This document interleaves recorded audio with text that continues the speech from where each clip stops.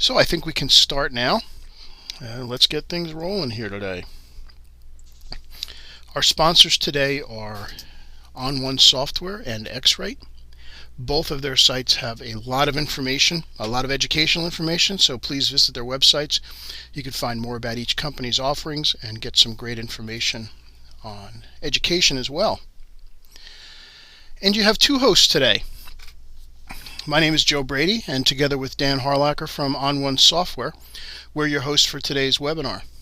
I am the Webinar Marketing Manager for the Mac Group, where I create and deliver training programs for professional photographers. I also own Dragonfly Studio in Tuxedo, New York, with my soon-to-be wife Diane, and have been shooting portrait, wedding, and commercial photography for over 20 years. Dan is responsible for the product design of onOne's award-winning Photoshop, Lightroom, and Aperture plugins. He is also a professional photographer and owns Bliss Studio with his wife Whitney in Portland, Oregon. Now, you don't have to own a studio with your significant other, nor is facial hair required to successfully accomplish what we plan on showing you today, but it doesn't hurt. And as another side note, Dan and I in real life are actually not in black and white. So in case you're worried about that. Well, those are some handsome devils, aren't they? I tell you. So we're going to cover a lot today. We're going to keep things moving. The plan for today is that I'll cover some basics starting with setup and capture, and then Dan will take over and show us some really cool edits using the plugins in Photoshop. So here are the topics we're going to cover. First of all, before you do anything, you've got to make sure your monitor is calibrated and profiled. I've spoken in detail about this in the past, so I'm going to keep it brief just to cover the basics. I know some of you have seen this already in detail, but for those of you that have not, it is kind of important that I give it a quick once over. Next comes the part that ensures the great color as a start in all your photos. I'm going to use the ColorChecker Passport to create a custom white balance in camera and then use its ability to create a custom camera profile. That's going to ensure that our conversion from a raw file to something that Photoshop can use is going to have the best possible representation of color that our camera originally captured. And then before we open our image in Photoshop, I'm just going to show you a quick look at some of the great new features that are in the latest version of Adobe Camera Raw that will allow you to correct for lens distortion and noise. And then we're going to go ahead and open up the images in Photoshop, and we're using CS5 today, although everything we're going to do works all the way back to CS2. And Dan is going to show you some great photo enhancements possible with the onOne plugins. So let's get started. Now, as I said, before you do anything, before any serious editing can take place, it's really crucial that your monitor is calibrated and profiled. Every editing decision you make is going to be based on the image you see on your monitor, so it's got to be correct for you to make informed editing decisions. The process is fast and easy, and it's simple procedure, but its payoffs are very substantial. So I'm going to jump live into the ColorMunki Photo software real quick and do a monitor profile for you right here. Now, it's very simple to do. It's wizard based. You see, oops, let me back up there a second, sorry. You see our main choices, and what we're after today is I want to profile my display. Now, I'm using a laptop, and I do want to use the advanced settings because I'm going to set my display to a target value. And one of the biggest problems that people have when they either do their own printing or send out to a lab is the prints often come back dark. And typically that's caused by the fact that your monitor is set way too bright. Now I'm going to go ahead and turn my monitor brightness up here as a starting point where most of us end up starting. And you'll see how far off that's going to be. I'm also choosing a standard D65 or 6500K as my color temperature, and then I click next. And my ColorMunki is already calibrated, so it just asks me to just hang it on the screen. So you can kind of see a little graphic there next to the yellow rectangle. I'm just going to hang the ColorMunki on my screen and click next. Now this is very hands-off, this whole part, except for maybe adjusting my brightness when we get to that point. And the first thing it does is it measures the contrast of the screen. Now we don't have control over changing this, but it's going to check to see if there's any issues. Then it moves on to brightness, and it does it for each channel, red, green, and blue. Now remember, we asked for 100, and if you see over here, with my monitor brightness turned back up, I'm way at 273. And if I tried to judge my images with my monitor set this bright, I'm definitely going to be disappointed when they come back because they're going to be much darker. So I simply hit my little brightness down button on my laptop, and you can see the numbers starting to drop down. And what I'm after is I just want the numbers to end up in this green somewhere, or as close as possible. So one more should do it. And monitor jumps are pretty big. They're generally about 20 points per click. So as long as I can kind of get it within 10 points, I'm good to go. So here we are at 96. That's great. So that's the calibration part. I just set my brightness and my contrast. And now I click on next, and now it does the color part, which is the profiling. So what the software does is it sends known values of red, green, blue, and gray up to the screen, and then the device reads it in. Invariably, there's some mixture of some other colors in there. For example, say if it asks for 100% green, like right there, it might see a mix of some, maybe there's some blue in there. And what the profile does is correct for that, so that when it's created, next time I'm in Photoshop, and if Photoshop asks for 100% green on the screen, the profile corrects for that. It kind of tells the software, well, if you really want 100% green, remember to take out that little bit of blue, and you'll be good to go. Now, I mentioned this process is very quick, and it's actually almost done. It's already done red, green, it just finished blue. Now it'll do a couple of gray steps, and then it will be finished. And that's as complicated as it is. It's a good idea to do this at least once every other week. I also will do this right when I'm going to send out a big print job. I'd want to see it right before I do my final judging. I want to see that. So I can give it a name, and I'll call it, I'll leave the default name, that's fine. I click on Save, and it does give me the option here to have a reminder. I do have a schedule that I do on my monitor, so I don't want the reminder bugging me, but it can be there for you. Then I click Next, and you have an option to see before and after. And I had turned off my profile before I started this so you could see how big a change there is, and you can see how much better the grays are neutral and the skin tones are. So I click on Next, and I'm done. That's the entire process. So this is really important that you do this. And by the way, before you profile your monitor, make sure it's been on for at least an hour, because a monitor needs a chance to warm up. So we can actually, I'll leave it open. We can actually quit the program because we're done with profiling. So we've got our monitor profiled. So now we need to move on to the next step. So now that our monitor is calibrated and profiled, we need to take a few steps to make sure that we get the best possible color in our photographs right from the start. My personal favorite tool that allows me to do this is the ColorChecker Passport from X-Rite. Once I started using the Passport in my shooting, I've completely become addicted to it. The time that it's saved me has been incredible, and now I cannot imagine doing a shoot without it. So let's take a look at it a little bit more. What the Passport does is allows you to enhance and color correct image really with just a couple of clicks. The amount of editing time that I spend on a big job like a wedding where we've got maybe $1,600 to $1,800, 18 images to go through rather, it's probably cut my editing time by 70%. Now, to take complete advantage of what the Passport can do for you, you do need to be shooting RAW. But if you are a JPEG shooter, there's also benefits from it as well. So I'm going to show you real quick the components that make up the system, so you can see what each target can do for your workflow. Let's take a look. So first is the Colorchecker Classic target. You've probably seen this in various forms. It's been around for some time. It includes 24 patches that you may not have noticed actually include grayscale, RGB, CMYK, and then a bunch of colors that kind of reference natural objects. The new power of this target, however, is the ability to create a custom camera profile specifically for your camera.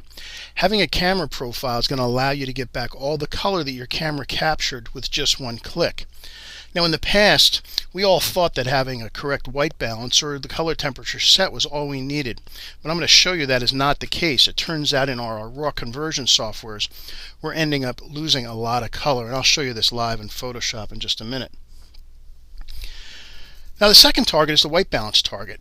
And white balance is still important for any photography workflow, be it RAW or JPEG. And having a spectrally neutral target, not piece of clothing, not a wall, is going to give you a solid base upon which you can start to make your adjustments. Now, if you're a JPEG shooter, custom white balance is very important because the color temperature is going to be embedded immediately as soon as the file is saved, and that means you have a lot less latitude when you're doing your editing later on. Now, for a raw shooter, it's true that white balance hasn't been embedded into the file, but there are two big advantages to doing a custom white balance first. Now, since the raw processing software, and we're going to use Adobe Camera Raw today, it checks to see what white balance was used during the shot, and it references that. If you have your custom white balance set before you start, that means that step is already done and you're not going to have to go looking for a white reference. Secondly, that image that shows up on the back of your camera's display is a JPEG that's been processed using your camera's settings, and that includes white balance. If your white balance is correctly set, then the image on your camera's LCD is also going to have the best color possible. Now, the third target is something new. It's called the Creative Enhancement target, and what it allows you to do is to warm or cool images and bring out the primary tones. So let's take a look in a little more detail what the capabilities of this target are. There's a couple different rows on here, and the first one is a hue, saturation, luminance row, and it's basically a spectrum of colors that you can check as a visual reference.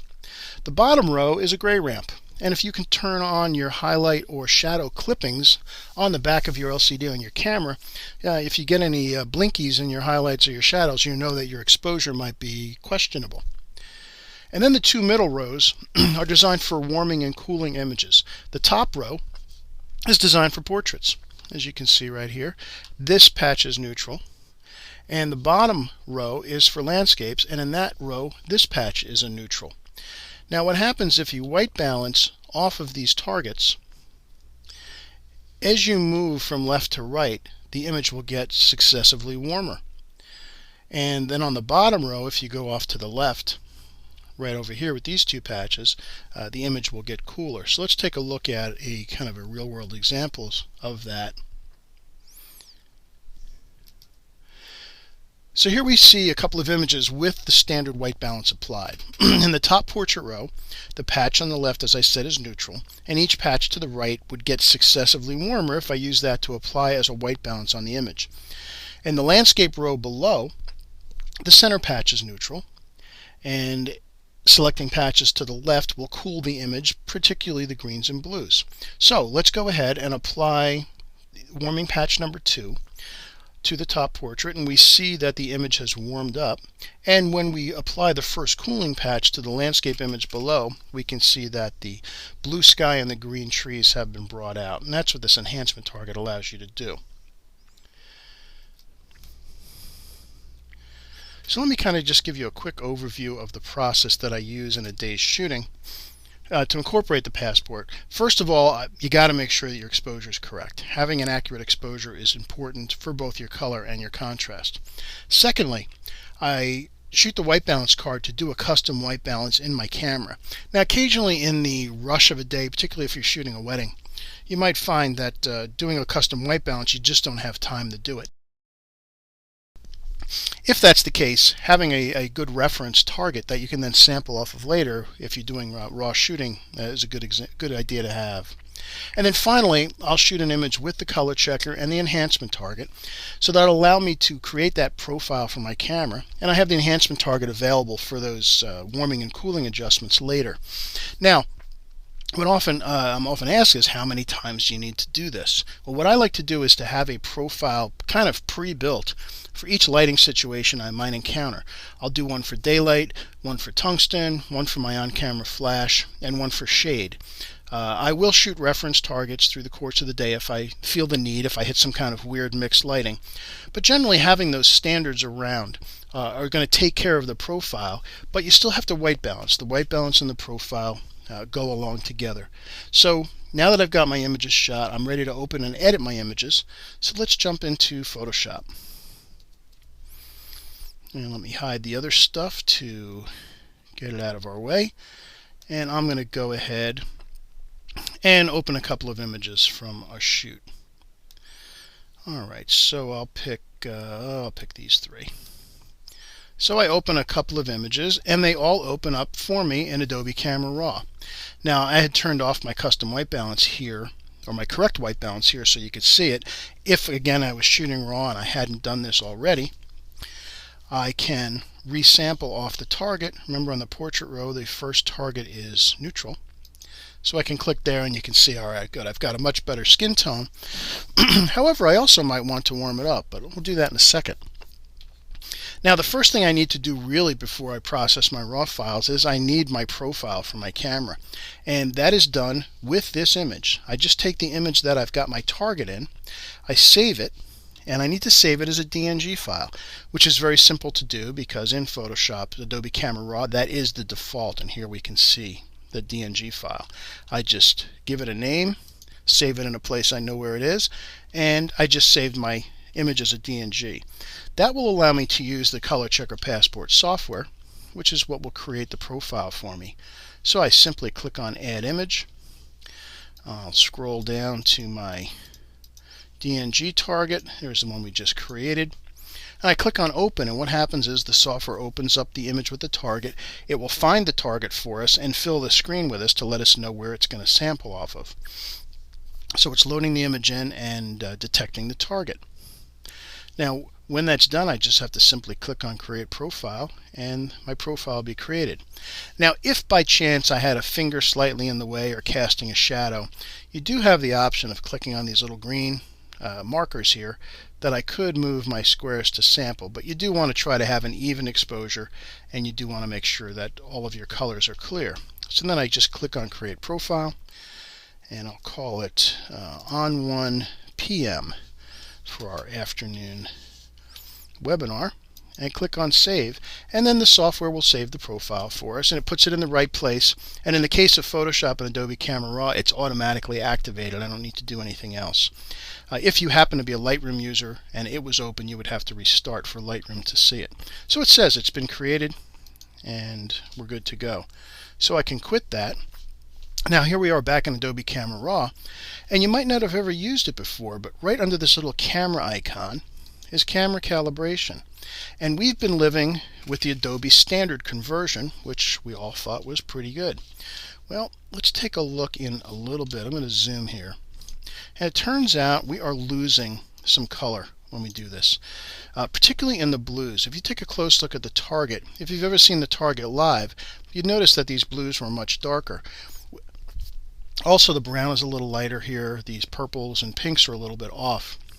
The standard conversions are generic, and every camera has a slightly different way of recording red, green, and blue. It could even be two versions of the same model might respond differently.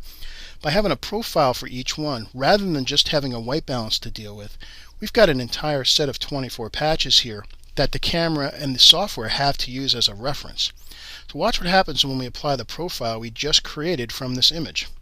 Click on here, and here's our onOne PM profile we just created, and watch the target. So see the big jump in the colors there? So we went from this, which is what we had been living with, to that in one click. This is the color clothing and the way the target looks that we should have been getting. And again, you can see the sweater there. Watch what happens. That's what we've been given, and now by having a custom profile, this is the result, and that's the true color from the original image, and that's what we're after.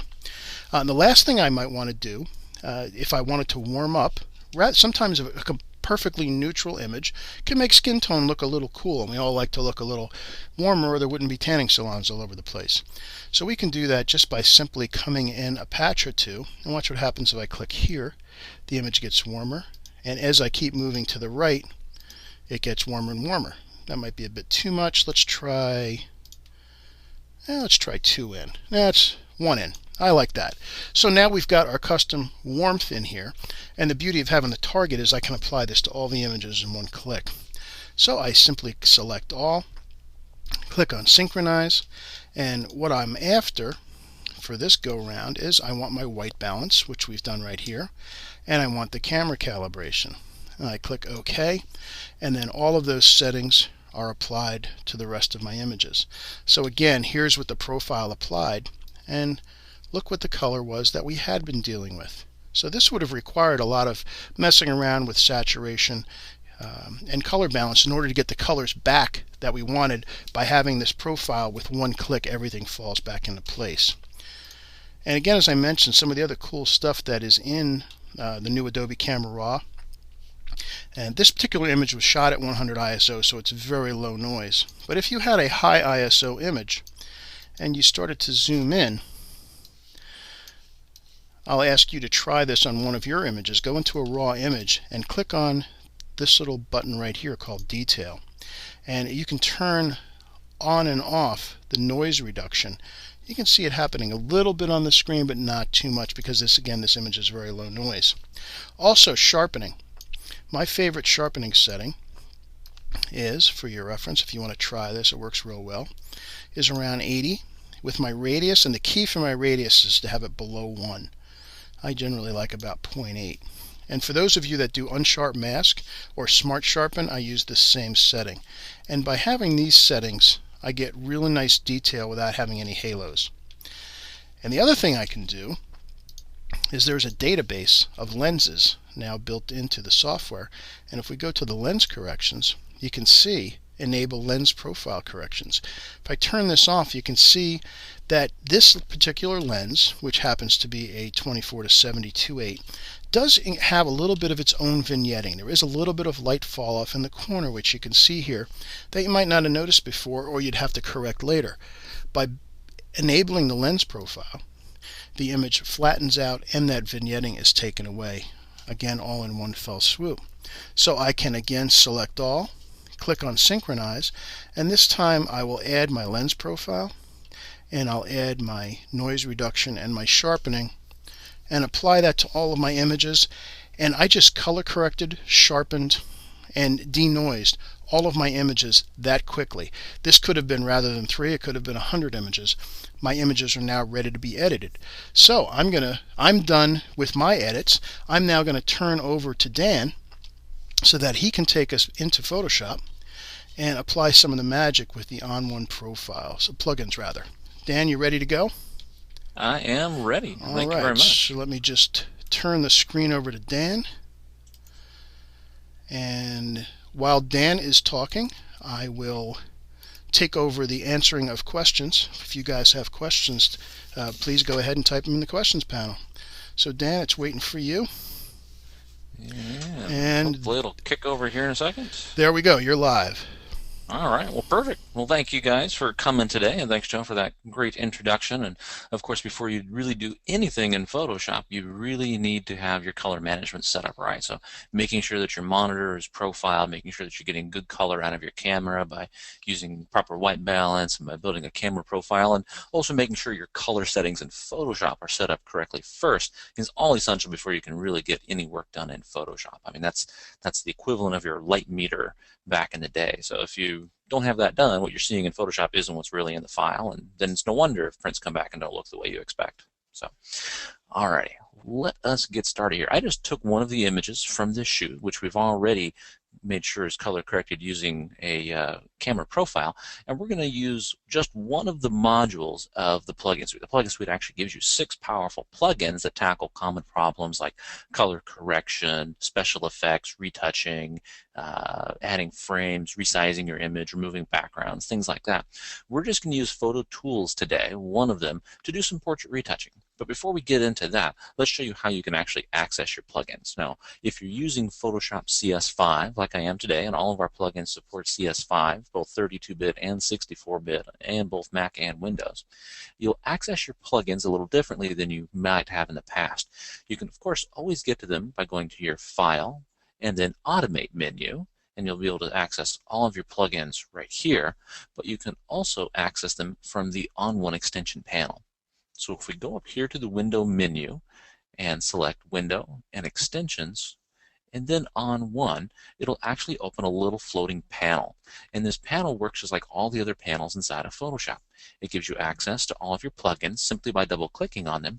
I can also single-click on one to show my preset categories where I can apply presets directly as well. Now the cool thing is I can leave it floating as a palette like this, or if I just grab the name, I can dock it right over here with any of my other panels, and I can access them from here.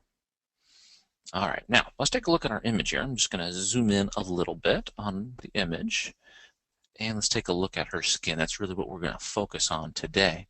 Now, this is actually a pretty good looking girl. There's not a lot of work that we need to do, but there's a couple things we want to address. First off, there's a little bit of shine on the skin on the her right hand side of her face.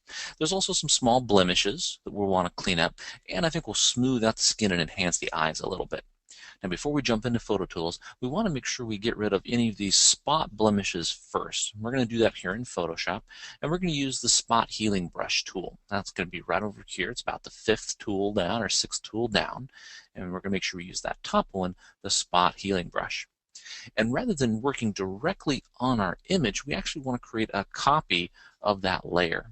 So I'm just going to select my background layer, and I'm going to drag it down to the new layer icon, and then I'll make a copy of it. That way we can always go back in time to our original image. So I always like to work on a copy of the layer. It's just kind of good Photoshop etiquette. All right, so now we've created that copy. We've made sure our tool is selected. And the cool thing about this spot healing brush is I don't really have to select where I'm starting at. All I do is I just dab on the spots I want to get rid of. It's kind of a little magic zit zapper here. So I'm just going to go around the image. I'm going to grab any really large spots that I'm worried about. And it's always good to kind of communicate with your clients and get an idea for how heavy of a retouch they're looking for on their image. And part of that is the style of your studio or your photography. And also make sure that there's no birthmarks or moles that are important to them that you want to make sure you maintain. All right, so there we go. I've just kind of gone through and grabbed some of those larger spots. Let me just turn that layer off so you can see a before and after. So there's our original image with the blemishes in place. And there it is without. All right, now that we've got rid of those big guys, now we're ready to send this off to PhotoTools and get started. So I'm just going to go ahead and double click on PhotoTools right here in the onOne panel.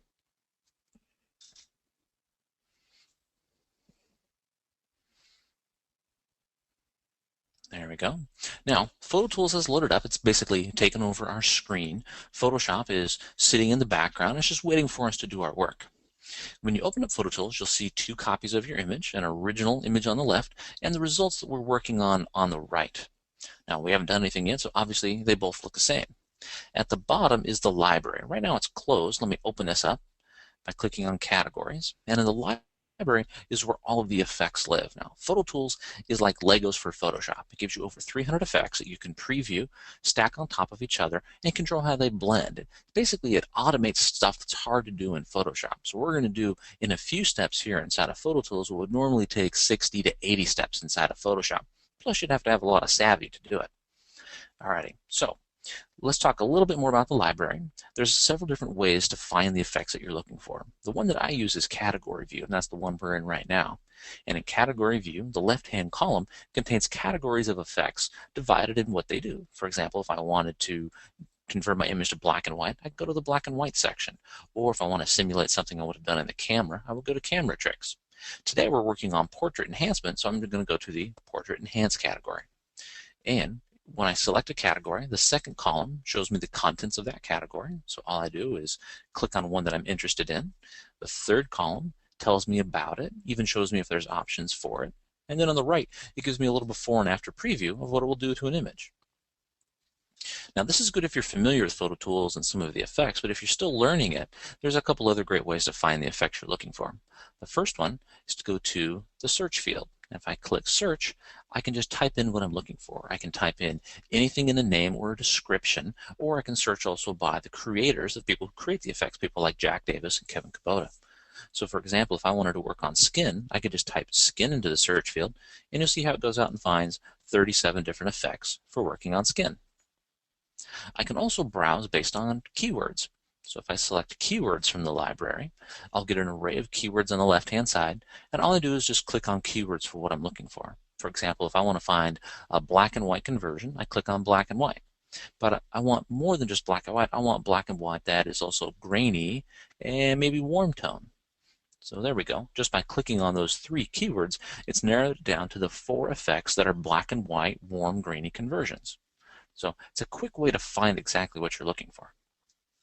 All right, I'm going to go back to our category view, and we're going to go to Portrait Enhanced because that's what we're working on today. Now, that doesn't mean this is the only thing that PhotoTools can do. It's very versatile. You can work on any kind of image and do all sorts of enhancements and adjustments. But for today's example, we're going to focus on doing some portrait retouching. Now, I'm going to zoom in our image here. And like we talked about back in Photoshop, the areas that we're going to tackle are going to be the shine on the skin, the texture of the overall skin, and then we're going to brighten and enhance the eyes. The first thing we want to tackle is that shine. And you notice there's a little bit of shine on her nose and a little bit of shine right here along the side of her face. And to tackle that, I'm going to use an effect in the Portrait Enhanced category called Shine Wow. Now, I've flagged Shine Wow with a little orange flag because it's a favorite. That makes it easier for me to find. And you'll also notice it's got a little paintbrush next to it. That means it's a paint in effect. When I add this, I'm going to paint it in where I want it rather than having it apply to the entire image. So when I find the effect that I want, I just click on the Add Stack button. It will add the effect. It's loaded up my brush with that effect. And if we look over here in our stack, at the bottom is the original, and on top is Shine Wow.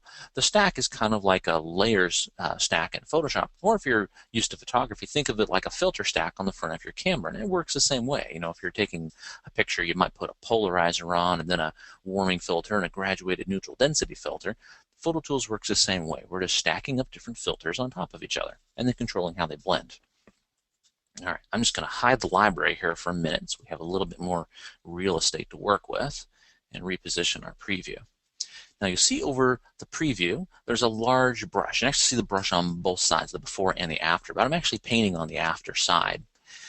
The brush looks a little different than what you see in Photoshop. It's actually two concentric circles, and it helps to show you the hard edge and the soft edge of your brush. You can adjust both the size and the feather, as well as the opacity. And you can use the same keyboard shortcuts that you're used to using in Photoshop, or you can use the sliders right here in the masking pane. Now I'm using a pressure-sensitive Wacom tablet today, so I can also change my brush size and brush feather by using my tablet. So let me just show you what those look like here. I'm going to start off by adjusting the brush size. You can see I can make the brush larger or smaller, and those two rings grow and shrink proportionally to each other. If instead I want to change the feather now, you'll notice as I change the feather, only the inner edge, the hard edge changes. So at a very low feather, those two circles are close to each other. I'm going to have a very hard-edged brush, and as the feather increases, the inner circle gets smaller. I'm going to have a softer brush. I like to work with a fairly soft brush, somewhere around the 30% feather range. All right, now we're ready to go ahead and start to brush away that shine. All I do is I just brush right where I want to reduce it. So I'm going to brush along the side of the nose, and I'm also going to brush right over here next to the eye, and then we're going to come right down the side of her cheek. There we go, just like that. So you can see before on the left, after on the right, and I can toggle the effect on and off by just clicking the little eyeball in the stack so we can see before and after. And I can control how strong it is by using the fade slider right here at the bottom. This is really handy because when you do a lot of portrait retouching, it's very easy to overdo your retouching. You zoom in close and you're working very close, and then when you zoom back out and you see the context of the face, you realize you've overdone it. You've made them look too plastic. So even though I might brush at 100% so I can see it easily, I'm going to reduce it back to anywhere between 50 and 70%. That way, it leaves a little bit of that diffuse highlight on the skin. Let me turn that on and off so you can see. There's without the Shine Wow and with the Shine Wow. Again, it's subtle, and that's what we're aiming for. We're not trying to make her look like a Barbie doll. All right, now that we've reduced the shine, our next step is to go in and smooth out the skin a bit. Let's bring the library back up, and I'm going to use another effect in here, and it is called Model Skin, right there. We'll select Model Skin. We're going to add that to the stack. And again, this is one of those effects that we're going to paint in. Let's get rid of the library so we have a little bit more real estate. I'm going to zoom in closer so the face fills the frame. And I'm going to start off right here underneath the eyes. I'm just going to use that to smooth out some of those eye bags underneath the eyes. We'll do both sides with a small brush. And then I'm also going to come along and grab some of those other obvious areas like the wrinkles at the corners of her mouth. Any of the darker, more obvious spots we're going to attack. There we go. Now I'm going to make my brush a little bit bigger. You'll notice that I have my Wacom Controls opacity option turned on. That means the harder I press with my stylus on my tablet, the harder it's going to paint the effect in, or the more obvious the effect was. So I painted pretty hard on those areas. Now I'm just going to zoom out. I'm going to paint a little bit softer over the rest of the skin. You can kind of think of this like putting foundation on. So Danny, you're saying that I can't just push down harder on my trackpad and make that work? You can push harder. I don't think it's going to help a whole lot.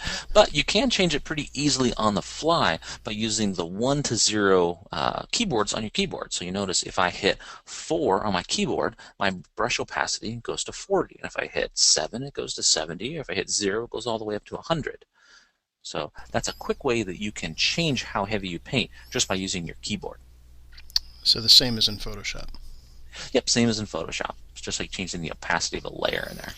One question that came up is in the previews, when you do show the sample effects, do all of the effects have preview images, where it's split down in the lower right?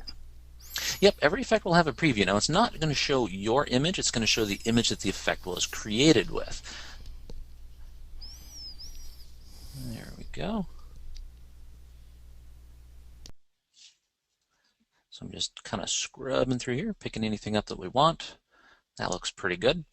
Now, again, just like we did before, we're not going to use the effect all the way up at the setting that it started at. We want to reduce that down. So I'm just going to turn it on and off altogether so we can see before and after a little bit more dramatically. So there's before, and I'm going to turn it back on, and there's after.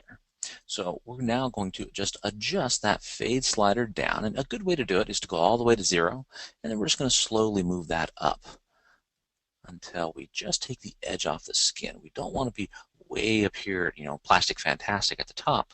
We probably want to be around 25 to 40, maybe even 50%. We want to keep a natural glow to the skin. We want to keep some of the texture to the skin. We don't want to overdo it. All right. Now, I think we're ready to tackle the eyes. And what we've done up to this point would be a very natural looking retouch, something you do on the majority of the images. Now, because this is a pretty tight headshot and the eyes are really the focus, we're going to spend a little bit of extra time retouching the eyes. So let's go ahead. I'm going to bring the library back up, and I'm going to use the effect right above that called the Magic Eye Fixer. Let's go ahead and add that to our stack. Now, the Magic Eye Fixer is pretty cool. It actually tackles the whole eye with one tool. So when I brush over the whites of the eye, it's going to brighten and clean up the whites. And when I paint over the iris, it's going to bring up the color and sharpen it. And when I paint over the eyelashes, it's going to sharpen those as well. But I wanted to start off and paint each area on its own. So I'm going to start off with a small brush here, and we're going to focus on the whites of the eye. And you can see as I brush, it starts to lighten those areas up.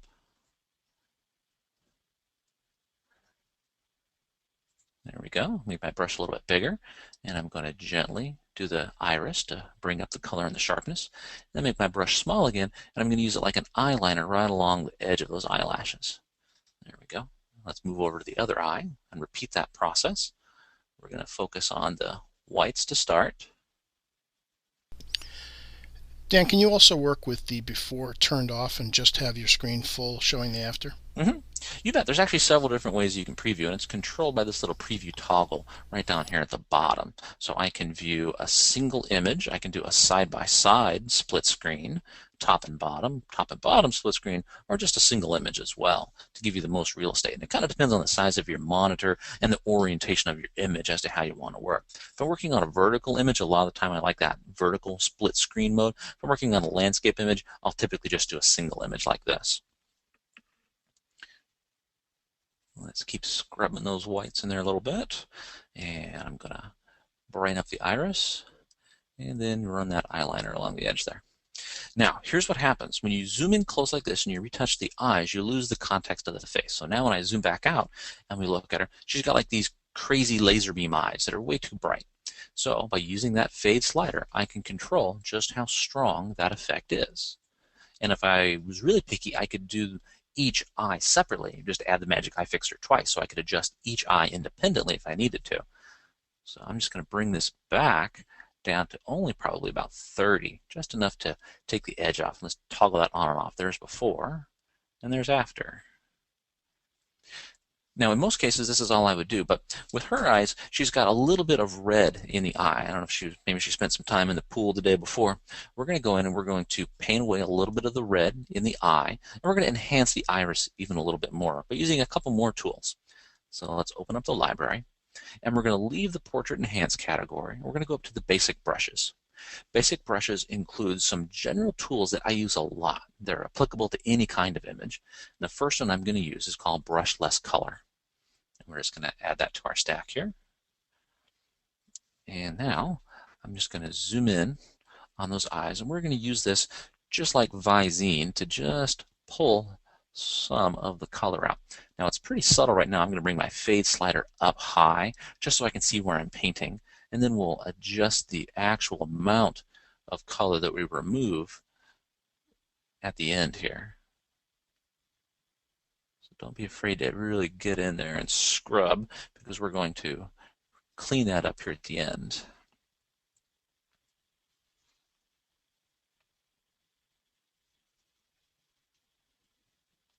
Dan, people are also asking what are all the softwares that you can use these plugins with? You can use PhotoTools. It's kind of a special one. It's designed for only Photoshop. So you'll use it inside of Photoshop CS2, 3, 4, or 5. There's also a special version called Essentials that you can use inside of Elements. All of our other plugins you can actually use inside of Aperture as well, or in older versions of Lightroom, older versions of Elements as well.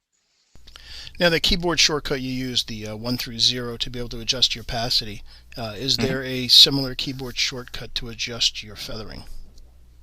Yeah, actually for the brush size, you can use your left and right bracket keys to adjust the brush size, and if you hold down, I think it's Shift bracket or Option bracket, I can't remember off the top of my head, it'll change the feather as well. It's the same keyboard shortcuts that you'd use for adjusting your brush size and your brush feather inside of Photoshop. Alright, so now that we've reduced that color in the eyes, we're going to use that fade slider to really control how much we want to pull out. We don't want to take it all out because then it becomes very unnatural looking way up here at the top.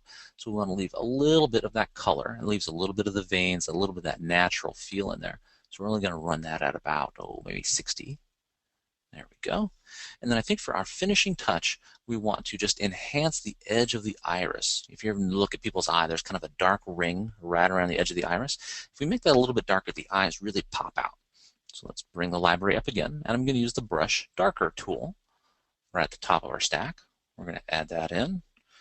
There we go. And again, I'm going to zoom in close. I'm going to use a nice small brush, and I'm just going to carefully paint right at that intersection of the edge of the eye and the iris.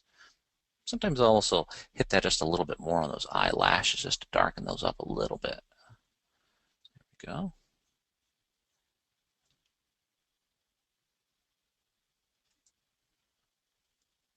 And again, using that fade slider, we can control how strong that retouch is. We want that, again, pretty subtle. I'm only going to go about 20 on that. There we go. Now, let's zoom back out just a little bit so we can see the entire face. I'm going to go back to a side-by-side compare here so we can see our before and our after together. So you can see the original on the left and our results on the right. Now let's step through what we did. The cool thing about the stack is I can go back in time, I can add new effects, I can change their order, I can adjust their fade, I can adjust their brushing at any time. So I'm just going to go back to the original by clicking on the bottom so they look the same now. And as I go up, there's the result of Shine Wow, where we took a little bit of the shine off the skin. Then we use Model Skin to smooth out the skin texture. I use the Magic Eye Fixer to brighten and sharpen the eyes. And then I use Brush Less Color and Brush Darker to enhance the eyes a little bit more. And if I like this stack of effects, I think I'm going to use it a lot, I can save it as a preset, so I can use it over and over again. I just go right up here to my File menu and say Save Preset. I can give the preset a name, choose what category it lives in, even create a new category for it. So let's say I'm going to call this My Portrait Starter. And we're going to put it into a new category. Let's make it my Studio category. There we go.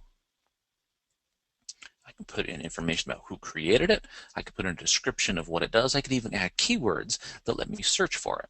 And these presets are shareable. So if I have other computers in my studio, I can share it with other photographers, or I can put it online on our onOne exchange and share it with the entire community. It's a great way to make sure that if you have multiple retouchers in your studio, that you get equal results from all of them. They're all working the same way that way. All right. I think that is about all I wanted to show you guys today. Again, PhotoTools gives you a library of hundreds of effects that you can preview, stack, control how they blend together to really save you time in Photoshop. Again, we did about 5 steps here inside of PhotoTools. This would have been 60 to 80 steps in Photoshop. Plus, would have had to have had a lot of extended knowledge to be able to do that. It's very cool stuff, Dan. I particularly like the Shine Wow. Even if it does sound like something that Billy Mays would have named. Yeah, you never forget the name of it that way. That's for sure. I'm going to hand this back to you here, Joe. All right, I'm going to take over the screen. So we've seen some great image enhancements today, and hope these demonstrations get you excited to start using these tools in your image workflow, and you're going to see it saves a lot of time. I've been teaching Photoshop since around 1991, and I know how to do lots of serious portrait edits, and like Dan said, yeah, I know how to do those 60 steps in order to get my images to look like that, but now I can do it in 5. So the time savings, and that's the one thing we can just never get back, especially when you're working on a lot of images, will pay for itself in very short order. So remember these key points. First of all, I keep harping on this, but it's really important. Before you do any serious editing or color enhancements, it's really important that your monitor is calibrated and profiled. You can't do this by eye. You have to have the right tools to do it. Custom white balance and camera profiles will give your photos the best possible starting point in terms of color and accuracy before you start your editing. And then the onOne plugin suite, we've seen PhotoTools, there's lots more to come next week, offers an incredible array of enhancement tools to bring your images to a new level of interest and excitement in a much shorter time period than if you tried to do any of this by yourself. So again, I'd like to thank you all for coming on behalf of Dan and onOne Software, and on behalf of the folks at X-Rite Photo. Thanks for spending time with us today, and we hope to see you online again soon. Have a great week, everyone.